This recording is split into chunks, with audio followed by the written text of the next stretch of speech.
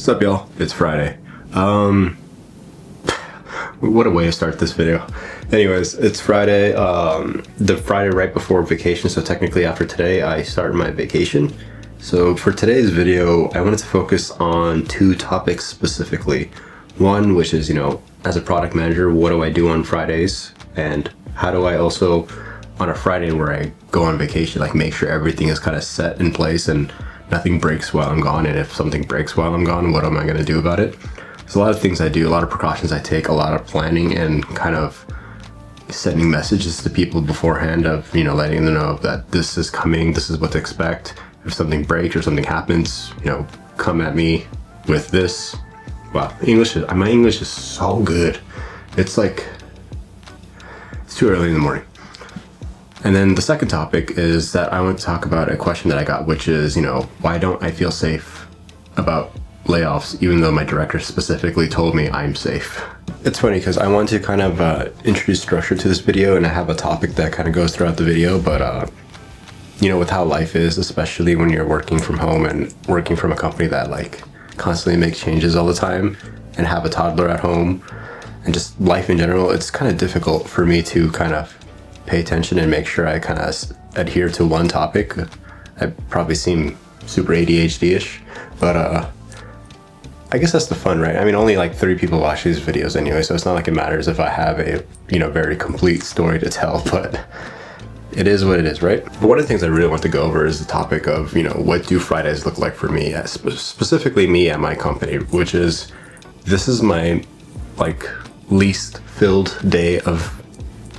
with meetings day that I have during the week typically. So it gives me time to really catch up on all the things that I missed throughout the week. If it's writing tickets, any documentation, I keep saying documentation over and over again. I feel like I should explain that eventually, but for me, documentation is, any notes, any follow-ups, any kind of whatever new things that were discussed about products that we're working on, making sure that it's somewhere noted with, dates, timestamps, stuff like that. So if someone were to ask me, why did this happen, I can refer to it, right?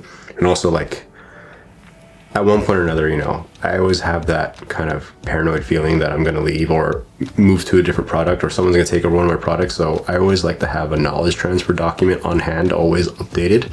So I always kind of keep updating this, so in case I forget maybe, or someone needs to know, I can just quickly send them this document that explains whatever it is that they might have a question on. But yeah, so I don't have many meetings today, just mostly with our vendors. And so I gotta catch up on all the things that I couldn't get to throughout the week and make sure I get to it, and then spend the rest of the day kind of planning out for next week. But because I'm going on vacation next week, that adds kind of some more tasks for me to do. So I need to make sure I speak with the respective teams that need to be kind of updated on things and know, where everything is in case something happens, if something were to happen while I'm gone.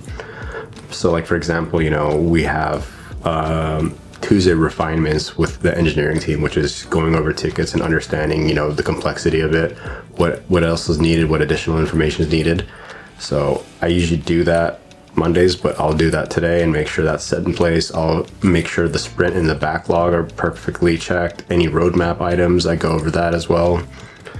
So it'll be fun kind of figuring that all out. But with this company too that I work for, Fridays is always fun because that's when the fires come, right? For some reason, every time on Friday, 2 p.m. is when my VP will message me saying they need something out of nowhere. And if it happens today, there's nothing I can do about it because I will probably be leaving soon. But I guess that's the corporate life, right? That's what you have to kind of expect that's what comes with this. So we'll go through the day and I'll kind of, as things happen, I'll update. But to answer the second question of, why don't I feel safe?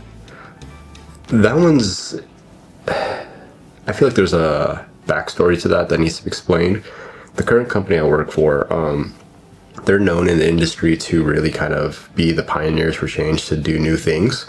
Without giving away too much information, it's gonna be difficult to explain this, but they're one of the first companies in our industry to adopt phones, right? Mobile apps, utilizing the fact that, their patrons, their primary users always have a phone on them. So why not, have them use the products on their phone or contact them through the phone? This is such a bad explanation of it. Anyways, what I'm trying to say is they've always been like the first to kind of do big changes, big shifts in an industry that's relatively slow to change, if that makes sense. So with that being said, there's a certain thing that they did where they broke the company to two little parts, right? One that specifically focused on the tech and one that specifically focused on the end users, in a sense, the brick and mortar of the part of the business. It's so difficult to explain this. So I'm on that side, right? The brick and mortar side, specifically the tech side of the brick and mortar side, not the actual tech side of the company. Wow, we're doing great here. Anyways, long story short, right? Main company broke up into two companies. Now the VP on my side stepped down, and now we're merging the two companies back together. And it's interesting because the tech side, it's difficult to say if a product manager on that side is better than a product manager on my side, because they have more kind of cohesive processes, they follow more traditionally what a tech company should be doing, whereas on my side it's kind of the wild west, right? Like we're just doing things we're just making things happen, right? We're just throwing tape on things essentially. Not really, we're actually creating cool things, but that's what I feel like the perception of that side is to our side, is like these product managers don't know what they're doing. They don't follow any processes. But the thing is like for them for one product, they'll have maybe each specific feature or whatever it is has a product manager dedicated to. So one product can have up to 10 to 20 product managers. Whereas on my side, I'm one product manager with like 10 products that I'm going over. So I'm curious to see what happens when they kind of look under the hood of the products that I'm owning right now and see like, whoa, this is actually a lot more difficult or complex than we thought it would be. And how do you as one person manage this? That's what I'm hoping the conversation will be. But anyways, the reason why the whole layoff thing, like my director, for those of you who don't know, my director said there's a list of people on this list that's going to be cut eventually to before the final, before integrations begin essentially. So I get to finally meet my counterparts over there and kind of integrate into their system. But before that can happen, we have to cut some people. There's a list of that, and I'm not on that list. So that was both reassuring and also not reassuring, if that makes sense, because I'm not on that list now, but eventually I feel like I will be, because I don't know how this side operates, but I do know that they are very big on profitability. I think every company is big on profitability, right? So they're very notorious for cutting, but also they're very, well known for keeping and promoting within. But it's essentially like if you're not a part of the first couple of cuts or that loyal, original kind of base of core people, you're never really safe there. And I'm obviously not a part of their core, and I have a chance to, but we'll see what happens, right, when I work with them. So, no matter what, I feel like there's always going to be a target on my back when I work for them. And I'm hoping that when they see the products that I own, they see how not easy it is and how difficult it'll be to, have someone from their side understand what I do. So either that one, buys me 6 months to a year to like properly transfer all the knowledge to these people before they get rid of me, or two, they like just don't care and just let me be. But until I meet that side, until I actually have that conversation with them, I don't know. I think there'll always be that paranoid feeling in the back of my mind.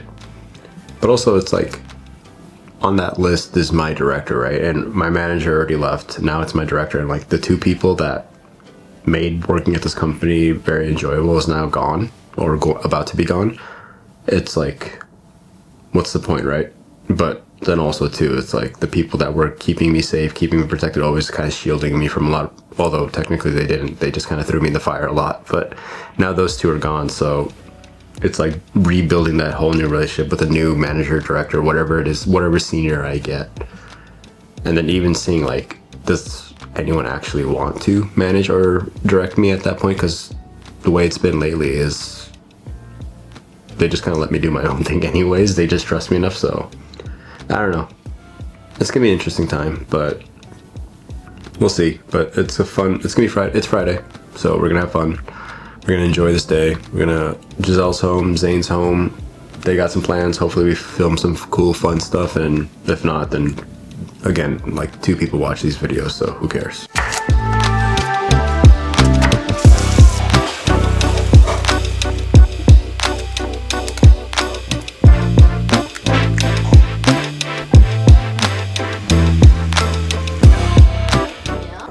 Shaka shaka shuka, shaka shaka sha, shaka shaka shuka, yummy yummy ya. How was breakfast? Delicious shakshuka. Yeah. He likes it. I'm sorry, Zane. Here, let me do some more. We give him a blended version of what Giselle's eating. Wait. Well, he did like it. I guess he doesn't like it. So I just dropped off Giselle and Zane, so Zane can have a play date with one of his friends, and Giselle can have some mom time with another mom. I'm back to work, but kind of cool thing came up, right? Because, I said it was Friday, and always something happens on Fridays. So without giving too much information about the app and what we work on and all that stuff in the company I work for, is there's a kind of known bug with our app that would cause situations where funds may transfer from your app to someone else by, design flaw because of things that we had to do for compliance. And that's, I guess, a separate topic, is talking about how when you want to create something that's dealing with money, you have to deal with compliance. So the original requirements have to change. But to the original story, so it's like kind of a bug that happens, but it's like an occurrence of like 0.3% out of all the situations that happen. And the amount of funds that, get affected by this is, again, like I think less than 1% of all total funds that we have within a month span. But anyways, so there's a situation that happens like that, and it happened. And so it's interesting because now I get to work with our compliance team to kind of investigate on our side, look at our logs, look at our data, and see, what happened, how we can articulate the situation, and see, who's in the right, who's in the wrong. Because this person had received funds, and they're complaining that they were asked to return the funds, despite the fact that there's the evidence and all that stuff that shows that the funds that they received were incorrect. But I've usually seen it the other way, where people are missing funds, but we have a process that kind of returns that pretty quickly. But the getting the funds and being unhappy about, especially for the amount that we're talking about right now, like less than $100, to go through all this trouble is interesting, but it's something fun, right? It mixes up the flow of things. But to touch on the other topic of, how requirements, like we have a known bug, right? You would think we would fix it and make it better, but unfortunately there's certain situations where we can. And that's kind of a fun thing to talk about, is like for people who might not understand tech or how tech works, like let's say, in theory, before I understood this field, or I was in this field, I'm like, why can't we just build it better? Why can't we just build it and make it work, right? If you have an app like your Apple Watch, why can't it just work and function properly? And if it doesn't work, why can't we just fix it? I didn't realize, for certain things, like how complicated of a process that is, that there's not really an answer for that. Like, for example, we can't fix a well-known bug because the requirement is from our compliance team that specifically wants things a certain way for us to keep this feature live. So it's basically a very complicated way of me saying that there's restrictions due to lawyers that is preventing us from building things the way we want it to build. So it's now inherently broken, right? It's not functioning the way it should, but that becomes a question of like weighing, should we fix this and make it work the way it is? But then that means that actually there's no point of doing that, because then we can't go live with the feature. So now it becomes a question of the requirements from compliance, the specific laws that they're saying that we need to follow the rules and regulations. What's the actual interpretation of it, and how can we not necessarily like find a loophole around it, but how can we find a definition of that slightly is skewed from what we were told, to kind of fit what it needs to be, but also allow us to skirt through and kind of do our thing. That does sound like a loophole. But no, I mean, that's kind of the situation that we're in, right? The specific, regulation that kind of is preventing us from doing our thing is that we had to include this certain feature, a timeout specific feature within the app when doing this function.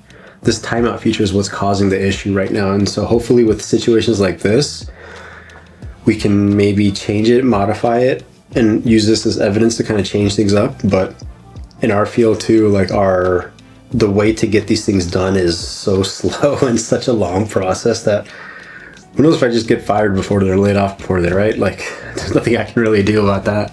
Say hi. What are you gonna do now?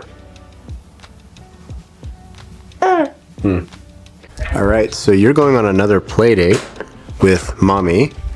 I got more work to do, but it's Friday, 4:02. Almost done, almost vacation time. Oh, hello. What are you gonna do now? We're gonna go hang out with some more friends. Wow. They have so many friends. How they be? There's more friends than me. All right, it is 4:48 on a Friday. I am almost about done with work. I got that random fire that came up with the whole patron going to a, involving lawyers. I got that wrapped up actually pretty quickly. And now, yeah, Giselle's with Zane having a girls' night out type of a thing, but she took Zane with her, so that's good for me because that means I'm actually. I think this is the first quiet dinner I've had. I actually don't know. I think this might be one of the first times I've had dinner without Giselle actually since Zane has been around. Actually, just in general, since we got married and moved into the house, she hasn't really worked many night shifts. Wow, that's actually really weird. I didn't think about that. I have no idea. I have no information for that plan, so I have no idea where I'm going with that statement. But no, hopefully she has fun. I'm more excited for Zane to play with other kids, so hopefully he, whenever he plays with another kid, he kind of picks up on their skills, and the next day he learns it. So hopefully he starts walking soon. But yeah, no, I mean, right now, finish up the last bits of work, send off all my messages to make sure everyone is good, and anything that needs to be accounted for is accounted for while I'm gone. And then probably spend this Friday night alone editing videos. I got some bokeh.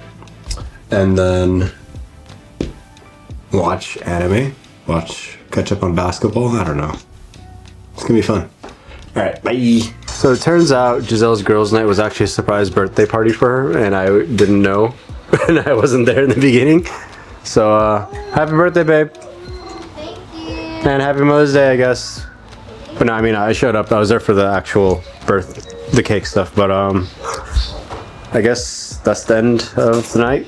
And now we're gonna eat some cake. We're gonna eat some pound cake, which I'm excited for because I always tell this story, and I told Giselle the story earlier, and I'm gonna tell her again, which is how my mom, when she was pregnant with me, all she would eat is pound cake and double cheeseburgers from McDonald's, and that's how I was born. So that probably explains why I really like pound cake and cheeseburgers. Anyways, bye.